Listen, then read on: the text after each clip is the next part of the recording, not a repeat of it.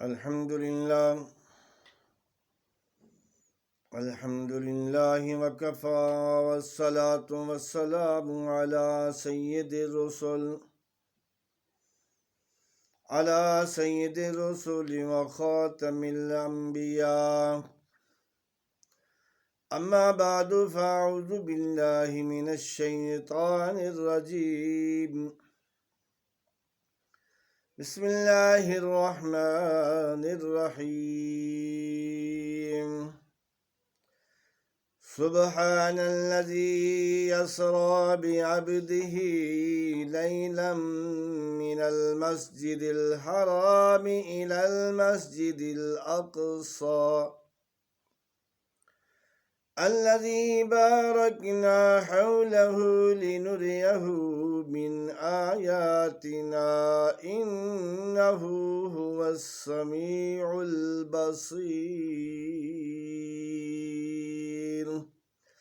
صدق الله مولانا العظيم وصدق رسوله النبي الحبيب الكريم ونحن على ذلك لمن الشاهدين والشاكرين والحمد لله رب العالمين. محترم سامعین، آج کا جو موضوع ہے یہ معراج النبی صلی اللہ علیہ وآلہ وسلم کا دوسرا حصہ ہے۔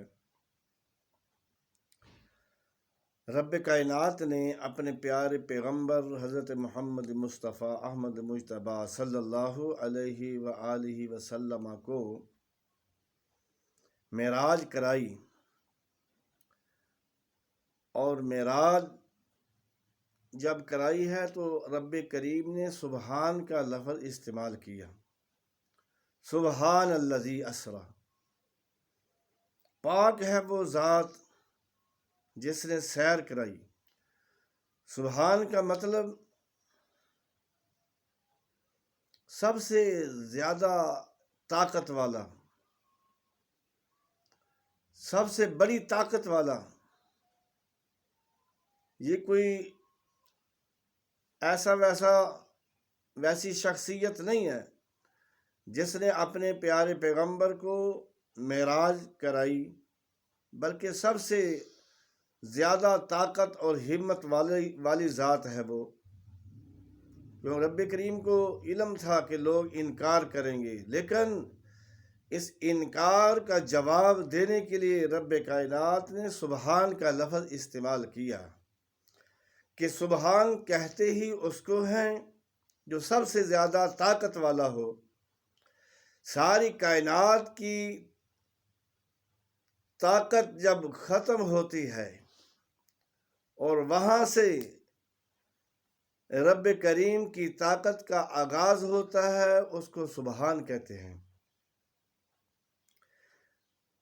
اس کی مثالیں ایک دو عرض کرتا ہوں۔ حضرت یونس علیہ السلام مچھلی کے پیٹ کے اندر ہیں۔ رب کریم نے کہا، حضرت یونس علیہ السلام نے کہا، یا اللہ میں تو تھک گیا ہوں ان کو دعوت تبلیغ کر کے، لیکن یہ ایک نہیں مانتے۔ اللہ نے کہا کوئی بات نہیں، تھوڑا سا انتظار کرو۔ حضرت یونس علیہ السلام کو یہ علم ہو گیا کہ اب اللہ کا عذاب میری قوم پر آنے والا ہے۔ حضرت یونس علیہ السلام اللہ کے حکم کا انتظار کیے بغیر بستی کو چھوڑ دیا، اپنی قوم کو چھوڑ کر چلے گئے۔ لیکن اللہ تبارک و تعالیٰ اس بات سے ناراض ہوئے، میرے حکم کا انتظار نہیں کیا۔ وہ کشتی میں سوار ہوتے ہیں، وہ سارا واقعات آپ کو علم ہے۔ وہ چھلانگ لگائی کشتی سے تو مچھلی، اللہ تبارک و تعالیٰ نے مچھلی کو حکم دیا کہ میرا پیغمبر آ رہا ہے، یہ تیرا مہمان ہے، اس کو محفوظ کر لے۔ اب مچھلی کے پیٹ کا اندھیرا ہے، رات کی تاریکی ہے، پانی کا اندھیرا ہے، تین اندھیروں میں اب یونس علیہ السلام کو نکالنے والی کوئی ذات نہیں. مچھلی کی پیٹ کے اندر مچھلی بھی سمندر کی تہ میں نیچے چلی جاتی ہے. اب حضرت یونس علیہ السلام کیا کرتے؟ کوئی طاقت ایسی نظر نہ آئی حضرت یونس علیہ السلام کو جو مچھلی کے پیٹ سے باہر نکالے. ایک ہی طاقت تھی اور اس کو ہی پکارا. وَظَنُّونِ إِذْ ذَهَبَ مُغَاضِبًا فَظَنَّ أَن لَّن نَّقْدِرَ عَلَيْهِ فَنَادَىٰ فِي الظُّلُمَاتِ أَن لَّا إِلَٰهَ إِلَّا أَنتَ سُبْحَانَكَ. یا اللہ میں عاجز ہوں تو قادر ہے، میں عاجز ہوں تو طاقت والا ہے. اس اندھیر مچھلی کے پیٹ سے سمندر کی تہ سے باہر نکال سکتا ہے تو وہ تیری سبحان کی ذات ہے، تیرے علاوہ کوئی نہیں نکال سکتا. حضرت یونس علیہ السلام نے اللہ تبارک و تعالی کو ایسا لفظ بولا، تسلیم کیا کہ اللہ تبارک و تعالی کی طاقت ہے جو یہاں سے باہر نکال سکتے ہیں. سبحان کا لفظ استعمال کیا. اسی طرح حضرت آدم علیہ السلام کو جب رب کریم نے پیدا کیا تو فرشتوں نے کہا یہ تو فساد کریں گے، یہ دنگا فساد کریں گے، لڑائی کریں گے، جھگڑا کریں گے، اس کو کیوں پیدا کیا؟ اللہ تبارک و تعالیٰ نے حضرت آدم علیہ السلام کو کچھ چیزوں کے نام بتلا دیے اور دونوں کو اکٹھا کیا. فرشتوں کو کہا یہ آدم علیہ السلام تو چیزوں کے نام بتلا رہے ہیں اور آپ بھی بتلاؤ. وَعَلَّمَ آدَمَ الْأَسْمَاءَ كُلَّهَا ثُمَّ عَرَضَهُمْ عَلَى الْمَلَائِكَةِ فَقَالَ أَنبِئُونِي بِأَسْمَاءِ هَٰؤُلَاءِ إِن كُنتُمْ صَادِقِينَ قَالُوا سُبْحَانَكَ لَا عِلْمَ لَنَا.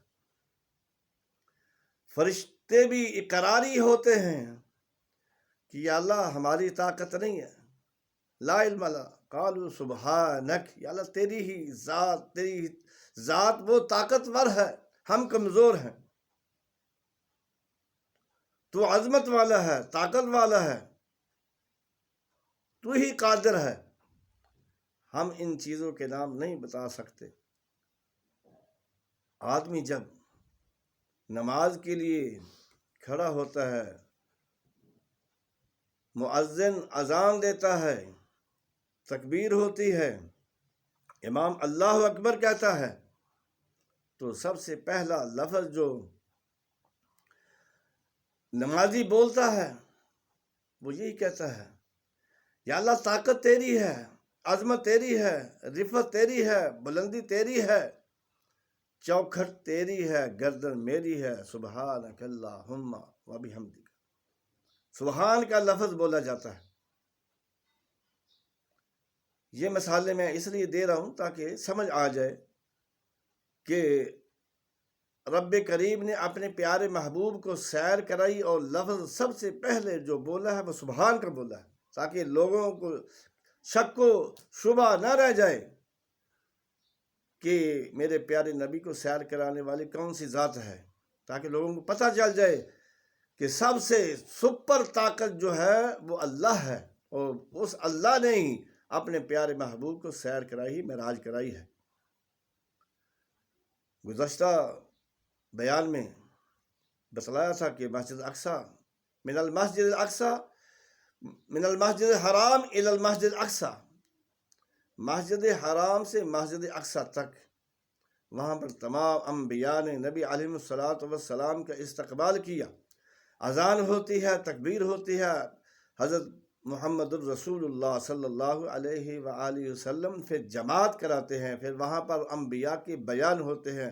گزشتہ بیان میں نے بیان کیا تھا کہ نبی علیہ تمام انبیاء نے اپنے اپنے معجزات جو رب کریم نے عطا کیے تھے وہ بتلائے، اور پیارے پیغمبر صلی اللہ علیہ وآلہ وسلم نے آخری بیان کیا وما ارسلناک الا رحمۃ للعالمین کافۃ للناس بشیرا ونذیرا، کہ اللہ تبارک و تعالی نے مجھے رحمت للعالمین بنا کر بھیجا۔ تمام تم انبیاء جو آئے تھے وہ کسی بستی کی طرف آئے تھے، قوم کی طرف آئے تھے، علاقے کی طرف آئے تھے، لیکن رب کریم نے مجھے کافۃ للناس، جتنے بھی قیامت تک آنے والے انسان ہیں ان تمام کا میں نبی ہوں۔ یہ بڑی بات ہے، اور آج بھی ہم فخر سے کہتے ہیں کہ محمد الرسول اللہ صلی اللہ علیہ وآلہ وسلم کی جو ذات ہے، رب کریم نے ہم پر احسان کیا ہے کہ ہمیں ان کی امت میں پیدا فرمایا۔ لقد من اللہ علی المؤمنین اذ بعث فیہم رسولا منہم، رب کریم نے تمام چیزیں پیدا کی اور ان کا احسان نہیں جتلایا، لیکن نبی علیہ الصلوۃ والسلام کی ذات کے لیے فرمایا کہ میں نے تم پر احسان کیا ہے، اور ہم خوش قسمت ہیں۔ تمام انبیاء کرام وہ دعا کرتے تھے کہ ہم اس محمد صلی اللہ علیہ وآلہ وسلم کی امت میں پیدا ہوں، اور رب کریم نے تو ہمیں پیارے پیغمبر کی امت میں پیدا فرما دیا۔ یہاں سے پھر پہلے آسمان پہ جاتے ہیں، واقعہ لمبا ہے، دوسرے تیسرے ساتویں سدرۃ المنتہا پر پہنچتے ہیں۔ جبرائیل امین نے کہا کہ میرا یہ آخری مقام ہے، میں اس سے آگے جا نہیں سکتا۔ نبی علیہ الصلوۃ والسلام نے فرمایا کہاں سے چلے ہیں، کہاں تک آئے ہیں، تو میرا ساتھ کیوں چھوڑتا ہے؟ وہ فرماتے ہیں اگر یکسر موئے برتر پرم فروغ تجلا بسوزت پرم، میرے پیارے نبی اگر میں یہاں سے سوئی کے ناکے کے برابر بھی آگے چلا جاتا ہوں تو میرے پر جو ہیں وہ جل کر راکھ ہو جائیں گے۔ قربان جائیں تعالیٰ شاہ بخاری رحمۃ اللہ تعالی علیہ کے، وہ فرماتے ہیں واہ نوری جبرائیل تو نے کیسا نبی کا ساتھ دیا، اگر یہاں پر ابو بکر صدیق ہوتے تو وہ جل کر راکھ تو ہو سکتے تھے، لیکن نبی علیہ الصلوۃ والسلام کا ساتھ نہ چھوڑ۔ حضور صلی اللہ علیہ وآلہ وسلم آگے جاتے ہیں، رف پر سوار ہوتے ہیں، سریع الاقلام جاتے ہیں، پھر آگے چلتے ہیں، آگے اللہ تبارک و تعالی فرماتے ہیں ثم دنا فتدلی فکان قاب قوسین او ادنی، دو کمان کے برابر جگہ جب رہ جاتی ہے، اتنا فاصلہ رہ جاتا ہے، تو اللہ تبارک و تعالی نے فرمایا بتلاؤ، جب دوست ایک دوسرے کے پاس آتے ہیں تو کوئی نہ کوئی تحفہ لے کر آتے ہیں، بتاؤ آپ کیا میرے لیے تحفہ لائے ہیں؟ نبی علیہ الصلوۃ والسلام نے فرمایا یا اللہ آسمان تیرا، زمین تیری، جنوب شمال مغرب مشرق تمام اشیاء تیری ہیں، تجھے تحفے کی کیا ضرورت ہے؟ فرمایا کچھ تو پیش کرو نا۔ تو نبی علیہ الصلوۃ والسلام نے کہا اے میرے اللہ میں پھر وہ چیز لایا ہوں جو تیرے پاس نہیں ہے، پیش کرو۔ فرمایا التحیات للہ والصلوات والطیبات، تین چیزیں نبی علیہ الصلوۃ والسلام نے پیش کی، میری زبانی عبادت، میری قولی عبادت، بدنی عبادت، مالی عبادت، یا اللہ تیرے لیے۔ اللہ تبارک و تعالیٰ بھی خوش ہو جاتے ہیں، ٹھیک ہے، کیونکہ عاجزی جو ہے وہ اللہ کے پاس نہیں ہے۔ نبی علیہ الصلوۃ والسلام نے عاجزی پیش کی، اور رب کریم نے فرمایا السلام علیکہ ایہا النبی ورحمۃ اللہ وبرکاتہ، میری طرف سے بھی آپ پر سلامتی ہو، رحمت ہو، برکت ہو۔ اور نبی علیہ الصلوۃ والسلام نے فرمایا یا اللہ مجھ پہ تو سلام بھی ہے، رحمت بھی ہے، برکت بھی ہے، اور میری امت یہ کدھر جائے گی؟ اللہ تبارک و تعالی نے کیا کہا السلام علینا وعلی عباد اللہ الصالحین، جو میرے نیک بندے ہوں گے تمہاری امت میں سے ہوں گے ان پر بھی میری رحمت اور سلامتی ہے۔ نبی علیہ الصلوۃ والسلام نے اپنی امت کو کسی مقام پر بھی بھولا نہیں ہے، لیکن ہم امتی جو ہیں وہ ہر مقام پر اپنی خواہش کو مد نظر رکھتے ہیں، نبی علیہ الصلوۃ والسلام کے فرمان کو بھول جاتے ہیں۔ اتنا شفیع مہربان نبی کہاں مل سکتا ہے؟ رب کریم نے فرمایا جو میں یہ تحفہ دیتا ہوں آپ کو، معراج کا تحفہ ہے نمازیں 50، اور یہ سورہ بقرہ کی آخری آیت یہ رب کریم نے تحفہ میں دی، بغیر جبرائیل امین کے واسطہ کے، بلا واسطہ۔ ربنا لا تؤاخذنا ان نسینا واخطانا ربنا ولا تحمل علينا اصرا كما حملته على الذين من قبلنا ربنا ولا تحملنا ما لا طاقة لنا به واعف عنا واغفر لنا وارحمنا انت مولانا فانصرنا على القوم الكافرين۔ یہ رب کریم نے تحفہ عطا فرمایا۔